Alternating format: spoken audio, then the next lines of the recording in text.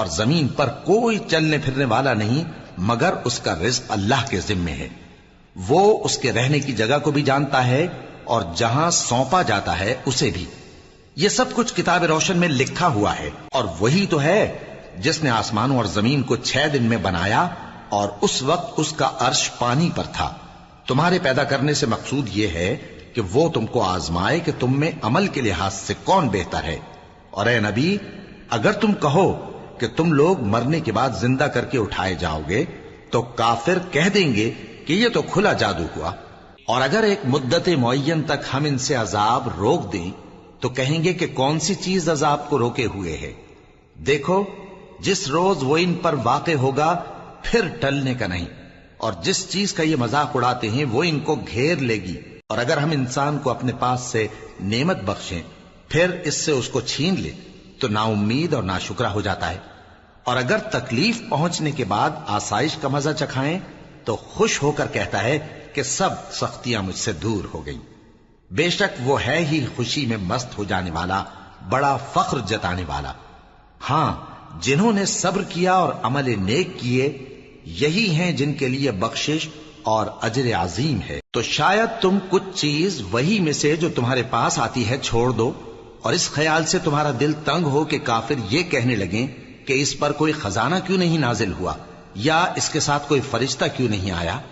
اے نبی، تم تو صرف نصیحت کرنے والے ہو، اور اللہ ہر چیز کا نگہبان ہے۔ کیا یہ لوگ کہتے ہیں کہ اس نے قرآن از خود بنا لیا ہے؟ کہہ دو کہ اگر سچے ہو تو تم بھی ایسی 10 صورتیں بنا لاؤ، اور اللہ کے سوا جس جس کو بلا سکتے ہو بلا بھی لو۔ بس اگر وہ تمہاری بات قبول نہ کریں تو جان لو کہ یہ قرآن اللہ کے علم سے اترا ہے، اور یہ کہ اس کے سوا کوئی معبود نہیں۔ تو کیا تم لوگ اسلام لاتے ہو؟ جو لوگ دنیا کی زندگی اور اس کی زیب و زینت کے طالب ہوں، ہم ان کے اعمال کا بدلہ انہیں دنیا ہی میں دے دیتے ہیں، اور اس میں ان کی حق تلفی نہیں کی جاتی۔ یہ وہ لوگ ہیں جن کے لیے آخرت میں آتش جہنم کے سوا اور کچھ نہیں، اور جو عمل انہوں نے دنیا میں کیے سب برباد، اور جو کچھ یہ کرتے رہے سب ضائع ہوا۔ بھلا جو لوگ اپنے پروردگار کی طرف سے دلیل روشن رکھتے ہوں اور ان کے ساتھ ایک آسمانی گواہ بھی اس کی جانب سے ہو، اور اس سے پہلے موسیٰ کی کتاب ہو جو پیشوا اور رحمت ہے، تو کیا وہ قرآن پر ایمان نہیں لائیں گے؟ یہی لوگ تو اس پر ایمان لاتے ہیں، اور جو کوئی اور فرقوں میں سے اس سے منکر ہو تو اس کا ٹھکانہ آگ ہے۔ تو تم اس قرآن سے شک میں نہ ہونا، یہ تمہارے پروردگار کی طرف سے حق ہے، لیکن اکثر لوگ ایمان نہیں لاتے۔ اور اس سے بڑھ کر ظالم کون ہوگا جو اللہ پر جھوٹ باندھے؟ ایسے لوگ اپنے رب کے سامنے پیش کیے جائیں گے اور گواہ کہیں گے کہ یہی لوگ ہیں جنہوں نے اپنے پروردگار پر جھوٹ بولا تھا۔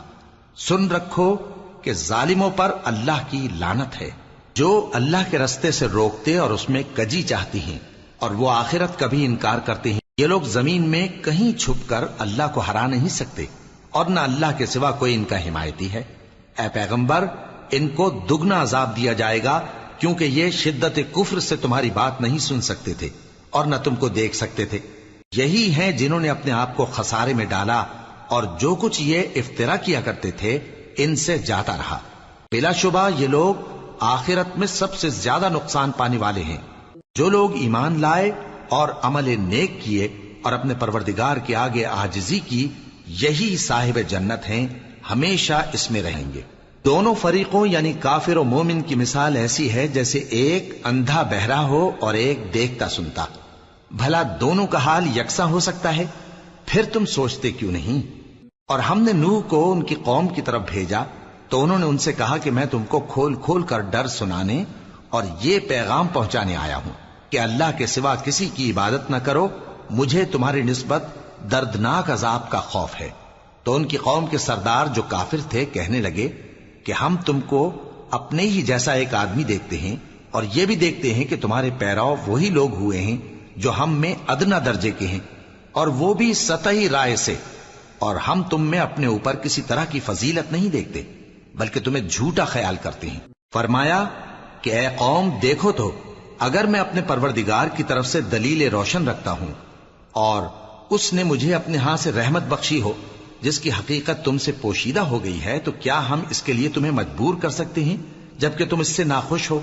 اور اے قوم، میں اس نصیحت کے بدلے تم سے مال و زر کا مطالبہ تو نہیں کرتا، میرا صلہ تو اللہ کے ذمے ہے، اور جو لوگ ایمان لائے ہیں میں ان کو نکالنے والا بھی نہیں ہوں، وہ تو اپنے پروردگار سے ملنے والے ہیں، لیکن میں دیکھتا ہوں کہ تم لوگ نادانی کر رہے ہو۔ اے میری قوم، اگر میں ان کو نکال دوں تو اللہ کی گرفت سے بچانے کے لیے کون میری مدد کر سکتا ہے؟ بھلا تم غور کیوں نہیں کرتے؟ اور میں نہ تم سے یہ کہتا ہوں کہ میرے پاس اللہ کے خزانے ہیں، اور نہ یہ کہ میں غیب جانتا ہوں، اور نہ یہ کہتا ہوں کہ میں فرشتہ ہوں، اور نہ ان لوگوں کی نسبت جن کو تم حقارت کی نظر سے دیکھتے ہو یہ کہتا ہوں کہ اللہ ان کو بھلائی یعنی اعمال کی جزا نہیں دے گا۔ جو ان کے دلوں میں ہے اسے اللہ خوب جانتا ہے، اگر میں ایسا کہوں تو بے انصافوں میں ہو جاؤں۔ انہوں نے کہا کہ نوح، تم نے ہم سے جھگڑا تو کیا اور جھگڑا بھی بہت کیا، اب اگر تم سچے ہو تو جس چیز سے ہمیں ڈراتے ہو وہ ہم پر لا نازل کرو۔ نوح نے کہا کہ اس عذاب کو تو اللہ ہی چاہے گا تو نازل کرے گا، اور تم اللہ کو کسی طرح ہرا نہیں سکتے، اور اگر میں یہ چاہوں کہ تمہاری خیر خواہی کروں اور اللہ یہ چاہے کہ تمہیں گمراہ رہنے دے تو میری خیر خواہی تم کو کچھ فائدہ نہیں دے سکتی، وہی تمہارا پروردگار ہے اور تمہیں اسی کی طرف لوٹ کر جانا ہے۔ کیا یہ لوگ کہتے ہیں کہ اس پیغمبر نے قرآن اپنے دل سے بنا لیا ہے؟ کہہ دو کہ اگر میں نے دل سے بنا لیا ہے تو میرے گناہ کا وبال مجھ پر، اور جو گناہ تم کرتے ہو اس سے میں بری الذمہ ہوں۔ اور نوح کی طرف وحی کی گئی کہ تمہاری قوم میں جو لوگ ایمان لا چکے ان کے سوا اور کوئی ایمان نہیں لائے گا، تو جو کام یہ کر رہے ہیں ان کی وجہ سے غم نہ کھاؤ، اور ایک کشتی ہمارے حکم سے ہمارے سامنے بناؤ، اور جو لوگ ظالم ہیں ان کے بارے میں مجھ سے کچھ نہ کہنا، کیونکہ وہ ضرور غرق کر دیے جائیں گے۔ اور نوح نے کشتی بنانا شروع کر دی، اور جب ان کی قوم کے سردار ان کے پاس سے گزرتے تو ان سے تمسخر کرتے، وہ کہتے کہ اگر تم ہم سے تمسخر کرتے ہو تو جس طرح تم ہم سے تمسخر کرتے ہو اسی طرح ایک وقت ہم بھی تم سے تمسخر کریں گے، اور تم کو جلد معلوم ہو جائے گا کہ کس پر عذاب آتا ہے جو اسے رسوا کرے گا، اور کس پر ہمیشہ کا عذاب نازل ہوتا ہے، یہاں تک کہ جب ہمارا حکم آ پہنچا اور تنور جوش مارنے لگا تو ہم نے نوح کو حکم دیا کہ ہر قسم کے پالتو جانوروں میں سے جوڑا جوڑا یعنی ایک ایک نر اور ایک ایک مادہ لے لو، اور جس شخص کی نسبت حکم ہو چکا ہے کہ ہلاک ہو جائے گا اس کو چھوڑ کر اپنے گھر والوں کو اور جو ایمان لایا ہو اس کو کشتی میں سوار کر لو، اور ان کے ساتھ ایمان بہت ہی کم لوگ لائے تھے۔ نوح نے کہا کہ اللہ کا نام لے کر کہ اسی کے کرم سے اس کا چلنا اور ٹھہرنا ہے، اس میں سوار ہو جاؤ، بے شک میرا پروردگار بخشنے والا ہے، مہربان ہے۔ اور وہ ان کو لے کر طوفان کی لہروں میں چلنے لگی، لہریں کیا تھیں؟ گویا پہاڑ تھے۔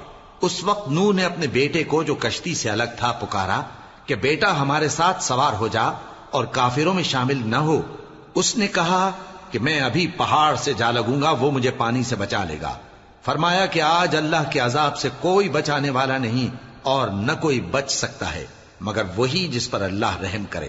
اتنے میں دونوں کے درمیان لہر حائل ہو گئی اور وہ ڈوب کر رہ گیا، اور حکم دیا گیا کہ اے زمین اپنا پانی نگل جا اور اے آسمان تھم جا، اور پانی خشک ہو گیا اور کام تمام کر دیا گیا، اور کشتی کوہ جودی پر جا ٹھہری، اور کہہ دیا گیا کہ بے انصاف لوگوں پر لعنت۔ اور نوح نے اپنے پروردگار کو پکارا اور کہا کہ پروردگار، میرا بیٹا بھی میرے گھر والوں میں ہے، تو اس کو بھی نجات دے، تیرا وعدہ سچا ہے اور تو بہترین حاکم ہے۔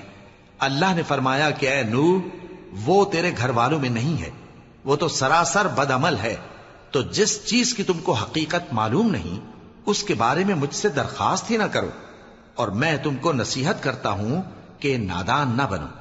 نوح نے کہا پروردگار، میں تجھ سے پناہ مانگتا ہوں کہ ایسی چیز کی تجھ سے درخواست کروں جس کی حقیقت مجھے معلوم نہیں، اور اگر تو مجھے نہیں بخشے گا اور مجھ پر رحم نہیں فرمائے گا تو میں تباہ ہو جاؤں گا۔ حکم ہوا کہ نوح ہماری طرف سے سلامتی اور برکتوں کے ساتھ جو تم پر اور تمہارے ساتھ کی جماعتوں پر نازل کی گئی ہیں اتر آؤ، اور کچھ اور جماعتیں ہوں گی جن کو ہم دنیا کے فوائد سے بہرہ مند کریں گے، پھر ان کو ہماری طرف سے عذاب علیم پہنچے گا۔ یہ حالات غیب کی خبروں میں سے ہیں جو ہم تمہاری طرف بھیجتے ہیں، اور اس سے پہلے نہ تم ہی ان کو جانتے تھے اور نہ تمہاری قوم ہی ان سے واقف تھی، تو صبر کرو کہ انجام پرہیزگاروں ہی کا بھلا ہے۔ اور ہم نے قوم عاد کی طرف ان کے بھائی ہود کو بھیجا.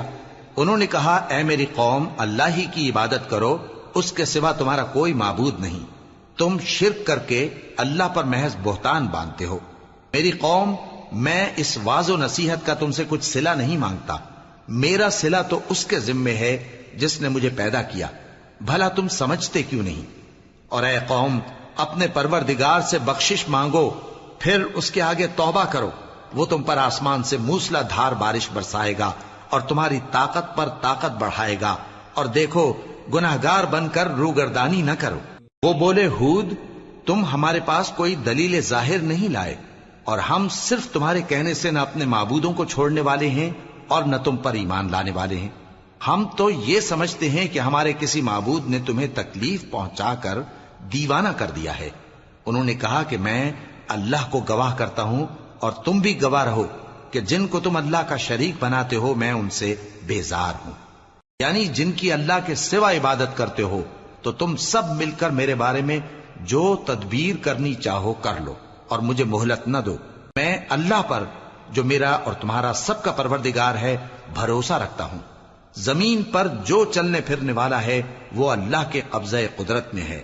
بے شک میرا پروردگار سیدھے رستے پر ہے. اب اگر تم روگردانی کرو گے تو جو پیغام میرے ذریعے تمہاری طرف بھیجا گیا ہے وہ میں نے تمہیں پہنچا دیا ہے، اور میرا پروردگار تمہاری جگہ اور لوگوں کو لا بسائے گا، اور تم اللہ کا کچھ بھی نہیں بگاڑ سکو گے.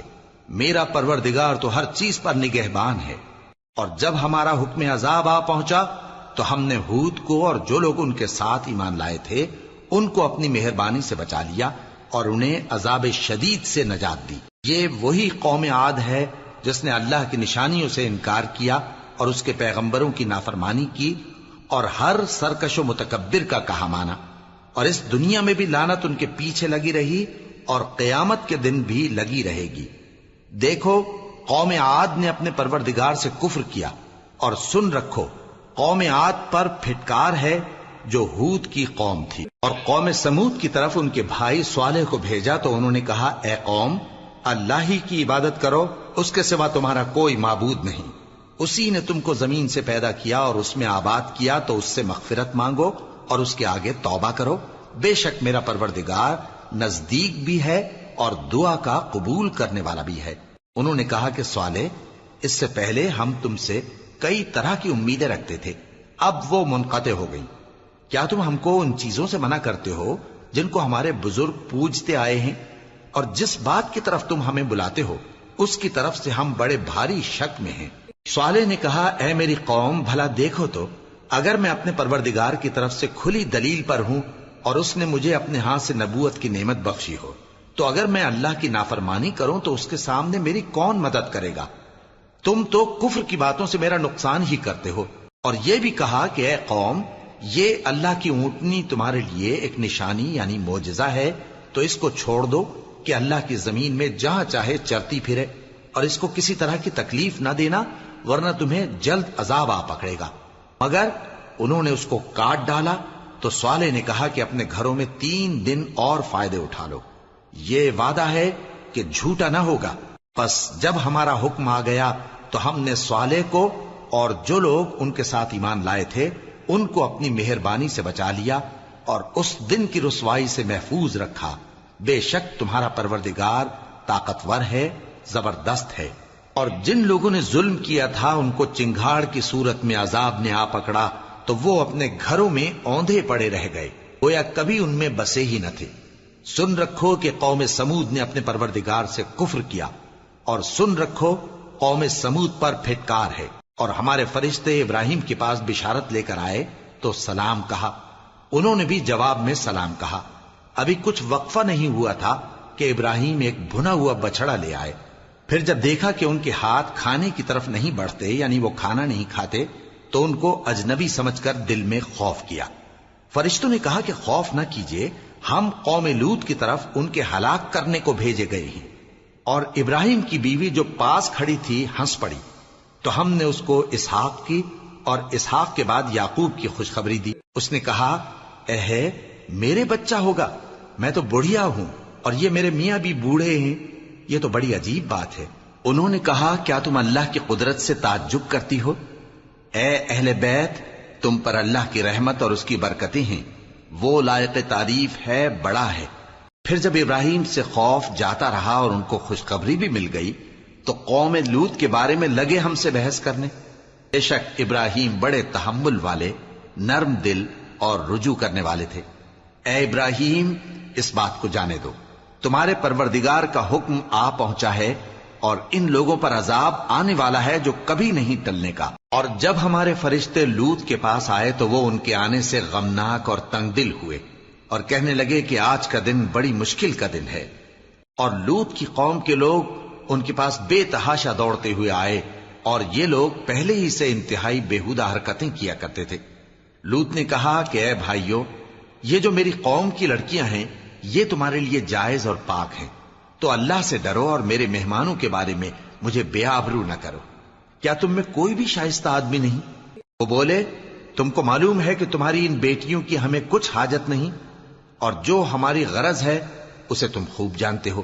لوط نے کہا اے کاش مجھ میں تمہارے مقابلے کی طاقت ہوتی یا میں کسی مضبوط قلعے میں پناہ لے لیتا۔ فرشتوں نے کہا اے لوط، ہم تمہارے پروردگار کے فرشتے ہیں، یہ لوگ ہرگز تم تک نہیں پہنچ سکیں گے، تو کچھ رات رہے سے اپنے گھر والوں کو لے کر چل دو اور تم میں سے کوئی شخص پیچھے مڑ کر نہ دیکھے مگر تمہاری بیوی کے جو آفت ان پر پڑنے والی ہے وہی اس پر بھی پڑے گی۔ ان کے عذاب کے وعدے کا وقت صبح ہے، اور کیا صبح کچھ دور ہے؟ پھر جب ہمارا حکم آیا ہم نے اس بستی کو الٹ کر نیچے اوپر کر دیا اور ان پر پتھر کی تہ بتہ کنکریاں برسائیں جن پر تمہارے پروردگار کے ہاں سے نشان کیے ہوئے تھے، اور وہ بستی ان ظالموں سے کچھ دور نہیں۔ اور مدین کی طرف ان کے بھائی شعیب کو بھیجا تو انہوں نے کہا کہ اے قوم، اللہ ہی کی عبادت کرو کہ اس کے سوا تمہارا کوئی معبود نہیں، اور ناپ اور تول میں کمی نہ کیا کرو، میں تو تم کو آسودہ حال دیکھتا ہوں، اور اگر تم ایمان نہ لاؤ گے تو مجھے تمہارے بارے میں ایک ایسے دن کے عذاب کا خوف ہے جو تم کو گھیر کر رہے گا۔ اور اے میری قوم، ناپ اور تول انصاف کے ساتھ پوری پوری کیا کرو، اور لوگوں کو ان کی چیزیں کم نہ دیا کرو، اور زمین میں خرابی کرتے نہ پھرو۔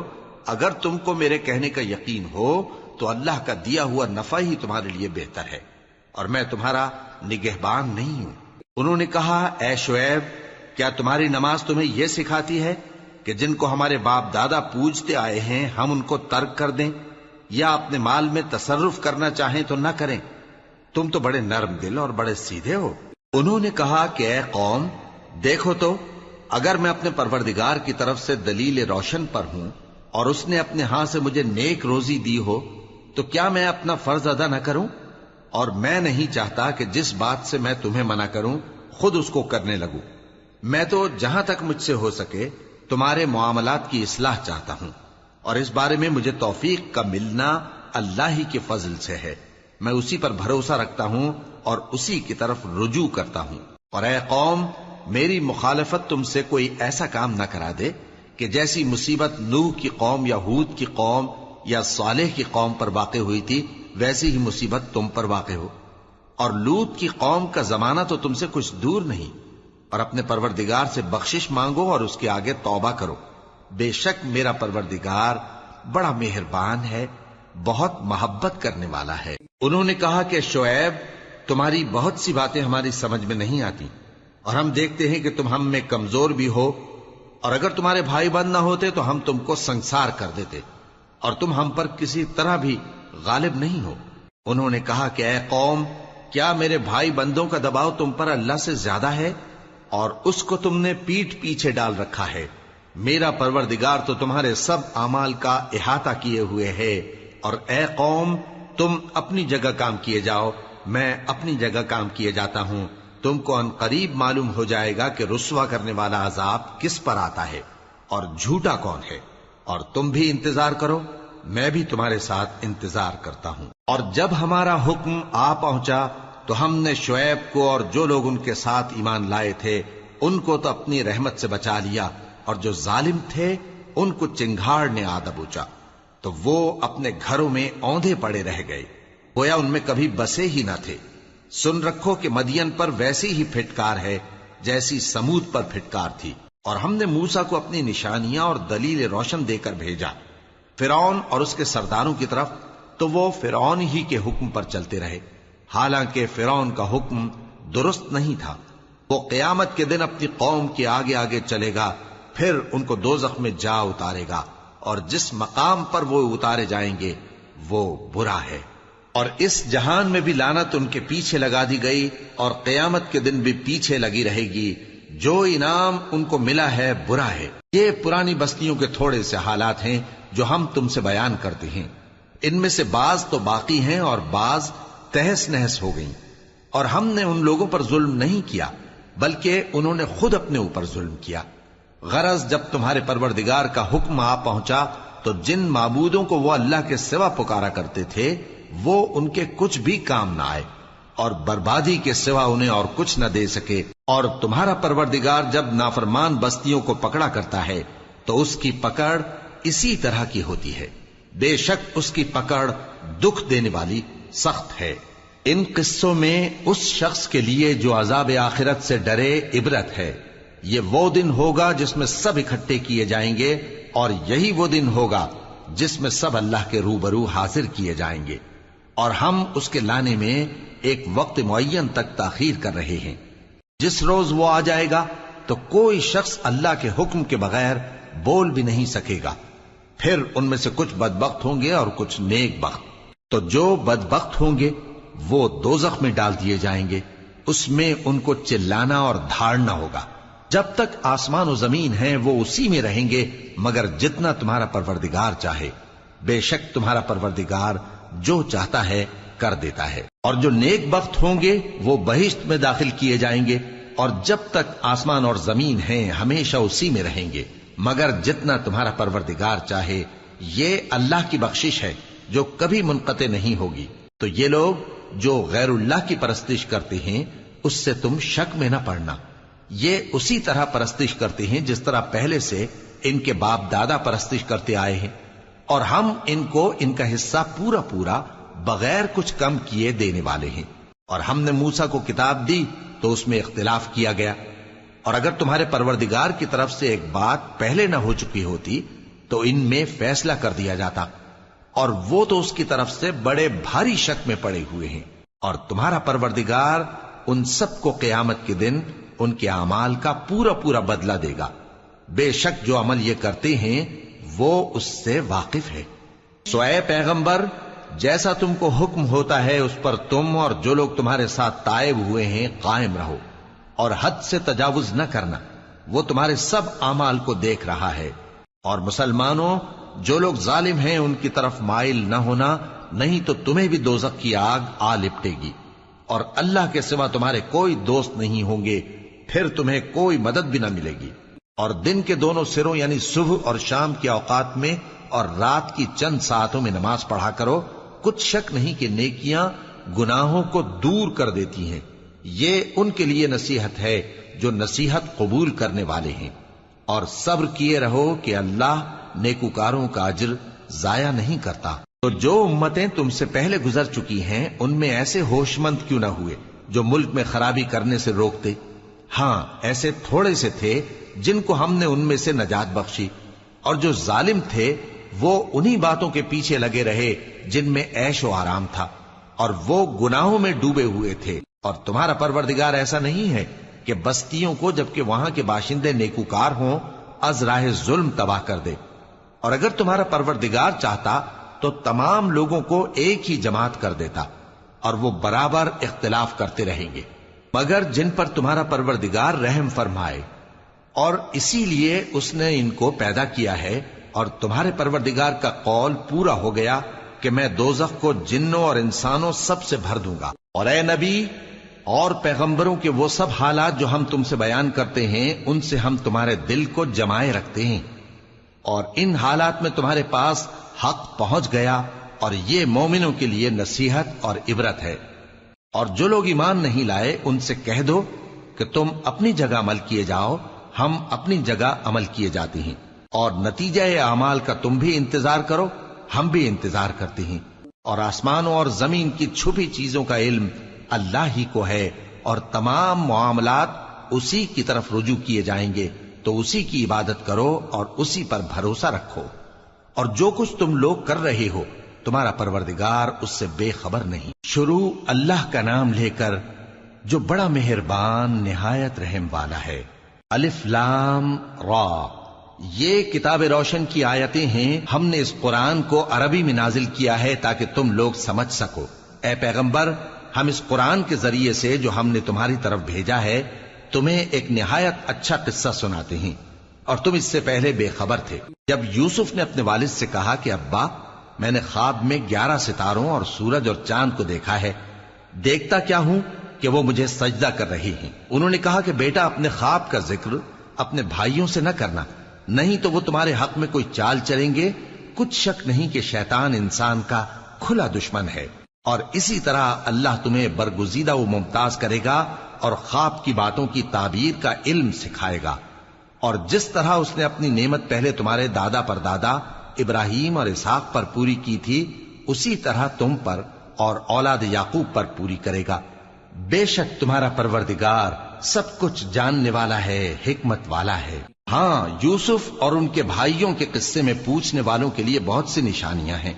جب انہوں نے آپس میں تذکرہ کیا کہ یوسف اور اس کا بھائی ابا کو ہم سے زیادہ پیارے ہیں، حالانکہ ہم جماعت کی جماعت ہیں، کچھ شک نہیں کہ ابا کھلی غلطی پر ہیں، یوسف کو یا تو جان سے مار ڈالو یا کسی ملک میں پھینک آؤ، پھر ابا کی توجہ صرف تمہاری طرف ہو جائے گی، اور اس کے بعد تم نیک لوگوں میں ہو جاؤ گے۔ ان میں سے ایک کہنے والے نے کہا کہ یوسف کو جان سے نہ مارو، کسی اندھے کنویں میں ڈال دو کہ کوئی راہگیر اسے نکال کر کسی دوسرے ملک میں لے جائے گا۔ اگر تم کو کرنا ہی ہے تو یوں کرو۔ یہ مشورہ کر کے وہ اپنے والد سے کہنے لگے کہ ابا جان، کیا سبب ہے کہ آپ یوسف کے بارے میں ہمارا اعتبار نہیں کرتے؟ حالانکہ ہم اس کے خیر خواہ ہیں، کل اسے ہمارے ساتھ بھیج دیجئے کہ خوب میوے کھائے اور کھیلے کودے، ہم اس کے نگہبان ہیں۔ انہوں نے کہا کہ یہ امر مجھے غمناک کیے دیتا ہے کہ تم اسے لے جاؤ، یعنی وہ مجھ سے جدا ہو جائے، اور مجھے یہ بھی خوف ہے کہ تم کھیل میں اس سے غافل ہو جاؤ اور اسے بھیڑیا کھا جائے۔ وہ کہنے لگے کہ اگر ہماری موجودگی میں کہ ہم ایک طاقتور جماعت ہیں اسے بھیڑیا کھا گیا تو ہم بڑے نقصان میں پڑ گئے۔ غرض جب وہ اس کو لے گئے اور اس بات پر اتفاق کر لیا کہ اس کو اندھے کنویں میں ڈال دیں، اور ہم نے یوسف کی طرف وحی بھیجی کہ ایک وقت ایسا آئے گا کہ تم انہیں ان کے اس سلوک سے آگاہ کرو گے، اور ان کو اس وحی کی کچھ خبر نہ ہوگی۔ اور یہ حرکت کر کے وہ رات کے وقت باپ کے پاس روتے ہوئے آئے، کہنے لگے کہ ابا جان، ہم تو دوڑنے اور ایک دوسرے سے آگے نکلنے میں مصروف ہو گئے اور یوسف کو اپنے اسباب کے پاس چھوڑ گئے تو اسے بھیڑیا کھا گیا، اور آپ ہماری بات کو گو ہم سچ ہی کہتے ہیں باور نہیں کریں گے، اور ان کے کرتے پر جھوٹ موٹ کا لہو بھی لگا لائے۔ یعقوب نے کہا کہ یوں نہیں ہے، بلکہ تم اپنے دل سے یہ بات بنا لائے ہو۔ اچھا، صبر کہ وہی خوب ہے، اور جو تم بیان کرتے ہو اس کے بارے میں اللہ ہی سے مدد چاہیے۔ اور اب اللہ کی شان دیکھو کہ اس کنویں کے قریب ایک قافلہ آوارد ہوا اور انہوں نے پانی کے لیے اپنا سقا بھیجا، تو اس نے کنویں میں ڈول لٹکایا، یوسف اس سے لٹک گئے۔ وہ بولا، زہے قسمت، یہ تو ایک لڑکا ہے، اور اس کو قیمتی سرمایہ سمجھ کر چھپا لیا۔ اور جو کچھ وہ کرتے تھے اللہ کو خوب معلوم تھا، اور انہوں نے اس کو تھوڑی سی قیمت یعنی مادود چند درہموں پر بیچ ڈالا، اور وہ اس سے بیزار ہو رہے تھے۔ اور مصر میں جس شخص نے اس کو خریدا، اس نے اپنی بیوی سے جس کا نام زلیخا تھا کہا کہ اس کو عزت و اکرام سے رکھو، عجب نہیں کہ یہ ہمیں فائدہ دے یا ہم اسے بیٹا بنا لیں۔ اس طرح ہم نے یوسف کو سرزمین مصر میں جگہ دی، اور غرض یہ تھی کہ ہم ان کو خواب کی باتوں کی تعبیر سکھائیں، اور اللہ اپنے کام پر غالب ہے لیکن اکثر لوگ نہیں جانتے۔ اور جب وہ اپنی جوانی کو پہنچے تو ہم نے ان کو دانائی اور علم عطا کیا، اور نیکوکاروں کو ہم اسی طرح بدلہ دیا کرتے ہیں۔ اور جس عورت کے گھر میں وہ رہتے تھے اس نے ان کو اپنی طرف مائل کرنا چاہا، اور دروازے بند کر کے کہنے لگی، یوسف جلدی آؤ۔ انہوں نے کہا کہ اللہ پناہ میں رکھے، وہ یعنی تمہارے میاں تو میرے آقا ہیں، انہوں نے مجھے اچھی طرح سے رکھا ہے، میں ایسا ظلم نہیں کر سکتا، بے شک ظالم لوگ فلاح نہیں پائیں گے۔ اور اس عورت نے ان کا قصد کیا اور انہوں نے اس کا قصد کیا۔ اگر وہ اپنے پروردگار کی نشانی نہ دیکھتے تو جو ہوتا سو ہوتا۔ یوں اس لیے کیا گیا کہ ہم ان سے برائی اور بے حیائی کو روک دیں، بے شک وہ ہمارے چنے ہوئے بندوں میں سے تھے۔ اور دونوں دروازے کی طرف بھاگے، آگے یوسف پیچھے زلیخا، اور عورت نے ان کا کرتا پیچھے سے پکڑ کر جو کھینچا تو پھاڑ ڈالا، اور دونوں کو دروازے کے پاس عورت کا خاوند مل گیا۔ تو عورت بولی کہ جو شخص تمہاری بیوی کے ساتھ برا ارادہ کرے اس کی اس کے سوا کیا سزا ہے کہ یا تو قید کیا جائے یا اسے دکھ کا عذاب دیا جائے۔ یوسف نے کہا اسی نے مجھ کو اپنی طرف مائل کرنا چاہا تھا، اور اس کے خاندان میں سے ایک گواہ نے گواہی دی کہ اگر اس کا کرتا آگے سے پھٹا ہو تو یہ سچی اور یوسف جھوٹا ہے، اور اگر کرتا پیچھے سے پھٹا ہو تو یہ جھوٹی اور وہ سچا ہے۔ سو جب اس کا کرتا دیکھا تو پیچھے سے پھٹا تھا، تب اس نے زلیخا سے کہا کہ یہ تمہارا ہی فریب ہے، اور کچھ شک نہیں کہ تم عورتوں کے فریب بڑے بھاری ہوتے ہیں۔ یوسف اس بات کا خیال نہ کر، اور زلیخا تو اپنے گناہ کی بخشش مانگ، بے شک خطا تیری ہی ہے۔ اور شہر میں عورتیں گفتگویں کرنے لگیں کہ عزیز کی بیوی اپنے غلام کو اپنی طرف مائل کرنا چاہتی ہے، اور اس کی محبت اس کے دل میں گھر کر گئی ہے، ہم دیکھتی ہیں کہ وہ کھلی گمراہی میں ہے۔ پھر جب زلیخا نے ان عورتوں کی گفتگو جو حقیقت میں دیدار یوسف کے لیے ایک چال تھی سنی، تو ان کے پاس دعوت کا پیغام بھیجا اور ان کے لیے ایک محفل مرتب کی، اور پھل تراشنے کے لیے ہر ایک کو ایک ایک چھری دی، اور یوسف سے کہا کہ ان کے سامنے آؤ۔ جب عورتوں نے ان کو دیکھا تو ان کا روب حسن ان پر ایسا چھا گیا کہ پھل تراشتے تراشتے اپنے ہاتھ کاٹ لیے، اور بے ساختہ بول اٹھیں کہ اللہ پاک ہے، یہ آدمی نہیں، یہ تو کوئی بزرگ فرشتہ ہے۔ زلیخا نے کہا تو یہ وہی ہے جس کے بارے میں تم مجھے تانے دیتی تھیں، اور بے شک میں نے اس کو اپنی طرف مائل کرنا چاہا مگر یہ بچا رہا، اور اگر یہ وہ کام نہ کرے گا جو میں اسے کہتی ہوں تو قید کر دیا جائے گا اور ذلیل ہوگا۔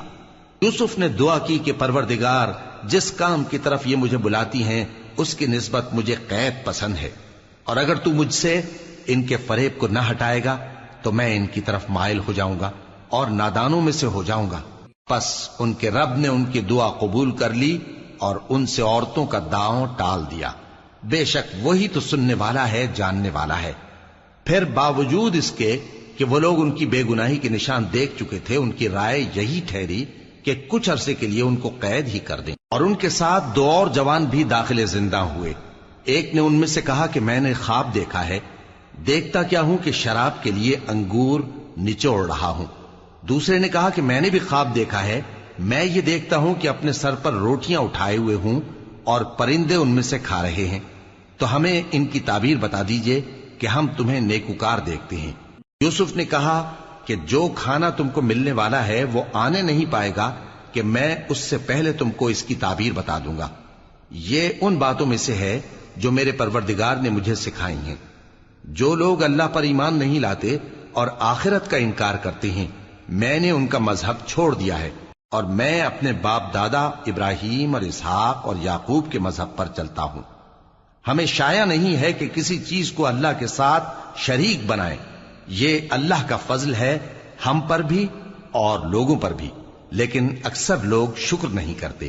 اے میرے قید خانے کے رفیقو، بھلا کئی جدا جدا آقا اچھے یا اللہ جو اکیلا ہے سب پر غالب ہے؟ جن چیزوں کی تم اللہ کے سوا پرستش کرتے ہو وہ صرف نام ہی نام ہیں جو تم نے اور تمہارے باپ دادا نے رکھ لیے ہیں، اللہ نے ان کی کوئی سند نازل نہیں کی۔ سن رکھو کہ اللہ کے سوا کسی کی حکومت نہیں ہے، اس نے ارشاد فرمایا ہے کہ اس کے سوا کسی کی عبادت نہ کرو، یہی سیدھا دین ہے، لیکن اکثر لوگ نہیں جانتے۔ اے میرے قید خانے کے رفیقو، تم میں سے ایک جو پہلا خواب بیان کرنے والا ہے وہ تو اپنے آقا کو شراب پلایا کرے گا، اور جو دوسرا ہے وہ سولی دیا جائے گا، اور پرندے اس کا سر نوچ کھائیں گے۔ جو بات تم مجھ سے پوچھتے تھے وہ فیصل ہو چکی ہے، اور ان دونوں میں سے جس کی نسبت یوسف نے خیال کیا کہ وہ رہائی پا جائے گا، اس سے کہا کہ اپنے آقا سے میرا ذکر بھی کر دینا۔ پھر شیطان نے اسے ان کا اپنے آقا سے ذکر کرنا بھلا دیا، اور یوسف کئی برس قید خانے ہی میں رہے۔ اور بادشاہ نے کہا کہ میں نے خواب دیکھا ہے، دیکھتا کیا ہوں کہ 7 موٹی گائیں ہیں جن کو 7 دبلی گائیں کھا رہی ہیں، اور 7 خوشے سبز ہیں اور 7 خشک۔ اے درباریو، اگر تم خوابوں کی تعبیر دے سکتے ہو تو مجھے میرے خواب کی تعبیر بتاؤ۔ انہوں نے کہا یہ خواب تو پریشان خیالی سے ہیں اور ہمیں ایسے خوابوں کی تعبیر نہیں آتی۔ اور وہ شخص جو دونوں قیدیوں میں سے رہائی پا گیا تھا اور جسے مدت کے بعد وہ بات یاد آ گئی، بول اٹھا کہ میں آپ کو اس کی تعبیر لا بتاتا ہوں، مجھے قید خانے جانے کی اجازت دیجیے۔ غرض وہ یوسف کے پاس آیا اور کہنے لگا، یوسف، اے بڑے سچے یوسف، ہمیں اس خواب کی تعبیر بتائیے کہ 7 موٹی گایوں کو 7 دبلی گائیں کھا رہی ہیں، اور 7 خوشے سبز ہیں اور 7 سوکھے، تاکہ میں لوگوں کے پاس واپس جا کر تعبیر بتاؤں۔ عجب نہیں کہ وہ تمہاری قدر جانے۔ انہوں نے کہا کہ تم لوگ 7 سال متواتر کھیتی کرتے رہو گے، تو جو غلہ کاٹو تو تھوڑے سے غلے کے سوا جو کھانے میں آئے باقی کو خوشوں میں ہی رہنے دینا۔ پھر اس کے بعد خشک سالی کے 7 سخت سال آئیں گے کہ جو غلہ تم نے جمع کر رکھا ہوگا وہ سب کو کھا جائیں گے، صرف وہی تھوڑا سا رہ جائے گا جو تم احتیاط سے رکھ چھوڑو گے۔ پھر اس کے بعد ایک ایسا سال آئے گا کہ خوب مے برسے گا اور لوگ اس میں رس نچوڑیں گے۔ اور یہ تعبیر سن کر بادشاہ نے حکم دیا کہ یوسف کو میرے پاس لے آؤ۔ سو جب قاصد ان کے پاس گیا تو انہوں نے کہا کہ اپنے آقا کے پاس واپس جاؤ اور اس سے پوچھو کہ ان عورتوں کا کیا حال ہے جنہوں نے اپنے ہاتھ کاٹ لیے تھے، بے شک میرا پروردگار ان کے فریب سے خوب واقف ہے۔ بادشاہ نے عورتوں سے پوچھا کہ تمہارا کیا قصہ تھا جب تم نے یوسف کو اپنی طرف مائل کرنا چاہا؟ سب بول اٹھیں کہ اللہ پاک ہے، ہم نے اس میں کوئی برائی معلوم نہیں کی۔ عزیز کی بیوی نے کہا، اب سچی بات تو ظاہر ہو ہی گئی ہے، اصل یہ ہے کہ میں نے اس کو اپنی طرف مائل کرنا چاہا تھا اور وہ بے شک سچا ہے۔ یوسف نے کہا کہ میں نے یہ بات اس لیے پوچھی ہے کہ عزیز کو یقین ہو جائے کہ میں نے اس کی پیٹھ پیچھے اس کی امانت میں خیانت نہیں کی، اور اللہ خیانت کرنے والوں کی چال کو چلنے نہیں دیتا۔